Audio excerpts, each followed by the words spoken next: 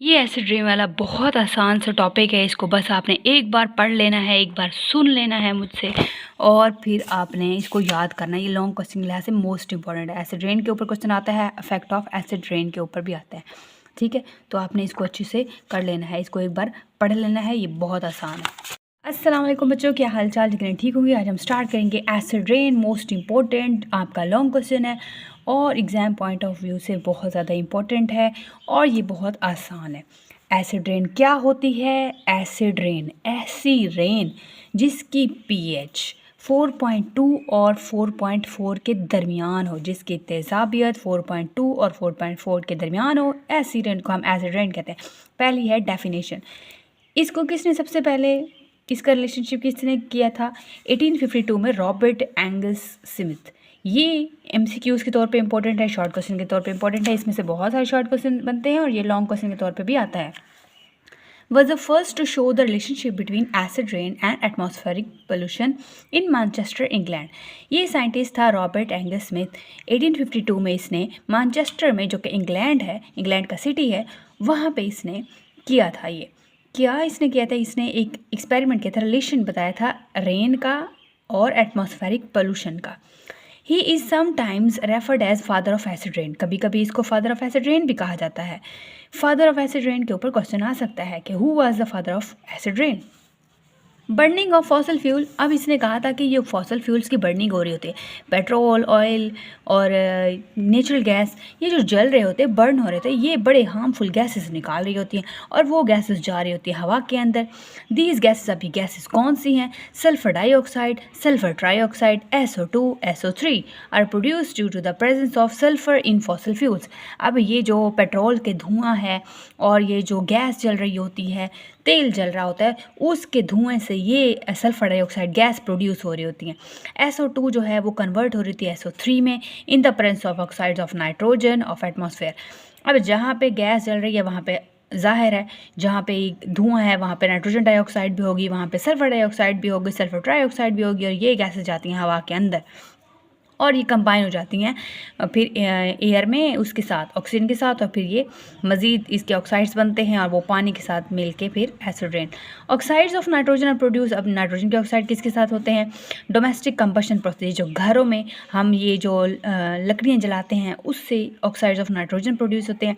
They are produce by combination of atmospheric nitrogen and oxygen. और हवा में भी, वैसे आपको पता तो है, हवा के अंदर नाइट्रोजन भी होती है, ऑक्सीजन भी होते हैं, तो हवा में भी नाइट्रोजन ऑक्सीजन के साथ रिएक्शन कर सकती है और ये जो धुआं निकलता है या हीट, ये लकड़ियाँ जलाते हैं, तो उससे भी ये नाइट्रोजन ऑक्साइड, नाइट्रोजन प्रोड्यूस होती है। और ये लाइटनिंग वाले प्रोसेस में भी ये प्रोड्यूस होती है, oxygen in the presence of lightning. ये जो गरज चमक वाला प्रोसेस होता है, इसमें भी नाइट्रोजन डाइऑक्साइड प्रोड्यूस होती है। Significant amount of nitrogen oxide is produce, वहाँ पे प्रोड्यूस होती है। ऑटोमोबाइल इंजन्स, मतलब पेट्रोल में, और यहाँ पे सबसे ज़्यादा जो है नाइट्रोजन डाइऑक्साइड प्रोड्यूस हो रही होती है। यहाँ पे आपको एक और चीज़ बताती चलूँ और वो ये है सल्फ़र और जब ऑक्सीजन का कम्बिनेशन मिलते हैं तो सल्फ़र डाइऑक्साइड बनती है। सल्फ़र डाइऑक्साइड जब ऑक्सीजन से कंबाइन होती है, नाइट्रोजन के ऑक्साइड भी प्रेजेंट होते हैं, तो SO3 बनती है, सल्फ़र ट्राइऑक्साइड। सल्फ़र डाइऑक्साइड जब पानी के साथ मिलती है तो H2SO4 एसिड बनता है, सल्फ्यूरिक एसिड। नाइट्रोजन और ऑक्सीजन जब नाइट्रोजन के साथ जब ऑक्सीजन मिलती है हवा में तो नाइट्रोजन ऑक्साइड्स बनते हैं और यही नाइट्रोजन ऑक्साइड्स मिलके अगेन ऑक्सीजन के साथ कंबाइन होते हैं तो नाइट्रोजन डाइऑक्साइड बनते हैं। इसको आपने सिंपली एक बार देखते जाना है, ये बहुत आसान है।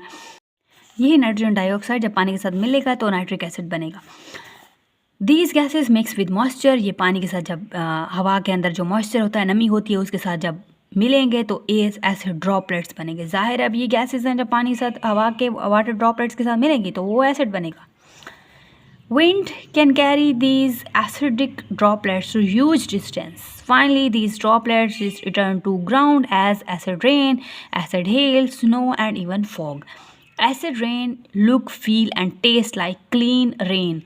होती तो टेस्ट तो क्लीन रेन, साफ सुथरी हवा हमें रेन लगती है, बट है नहीं ऐसा।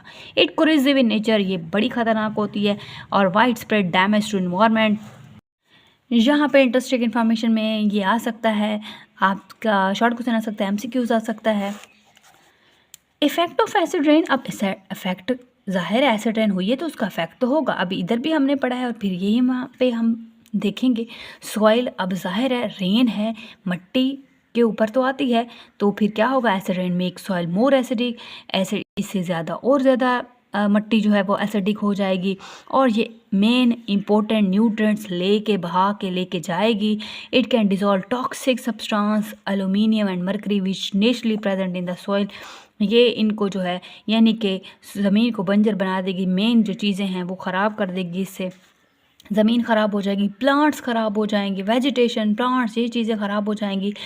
Many plants can not live in acidic soil, tree roots hold अब यहाँ पे जो है ट्रीज़ ख़राब होंगी, न्यू प्लांट्स ग्रो नहीं करेंगे, एक्वेटिक लाइफ भी डिस्टर्ब होगी। इससे एक्वेटिक लाइफ क्या होते हैं, जो पानी के अंदर रहती हैं मछलियाँ और ये चीज़ें, तो स्ट्रीम लेक मार्शेस जहाँ जहाँ पे लिविंग थिंग्स रहती हैं पानी के अंदर वो ज़ाहिर है फिर इससे अफेक्ट होंगी। Due to this many lakes and rivers no longer have fish. और अब नेक्स्ट पे क्या है, नेक्स्ट पे है ह्यूमन हेल्थ, इंसान की ज़िंदगी के ऊपर कैसे इफेक्ट पड़ता है। तो ये टॉक्सिक जो है ये ज़मीन के अंदर तक चल जाती हैं, वाटर को और ज़्यादा जो अंडरग्राउंड वाटर है उसको ख़राब कर देती हैं, एग्रीकल्चर को ख़राब करती हैं, ज़राअत को ख़राब करती हैं, मिट्टी जो है वो काश्त के काबिल नहीं रहती। तो यहाँ पे देखें तो monitoring the condition of soil and when necessary adding crush lime to. अच्छा, अब यहाँ पे हमने एसिड और बेस का जब रिएक्शन होता है ना तो सॉल्ट बनता है, तो जहाँ जहाँ पे मिट्टी जो है वो एसिडिक है तो वहाँ पे हम ये कैल्शियम ऑक्साइड्स करेंगे ताकि वो न्यूट्रल हो जाए वो एसिड।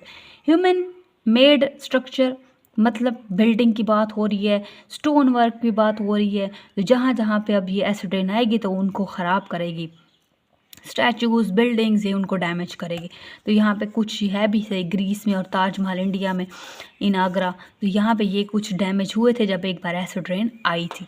ठीक है, यहाँ तक कोई मसला हो तो ज़रूर पूछिएगा और चैनल को सब्सक्राइब कर दें अगर आप न्यू हैं, तो कोई सजेशन देनी तो दे सकते हैं। मिलते हैं नेक्स्ट लेक्चर में, चैनल को सब्सक्राइब कर दें, वीडियो अच्छी लगे तो लाइक कमेंट से ज़रूर कर दें। थैंक यू सो मच, अल्लाह हाफिज़।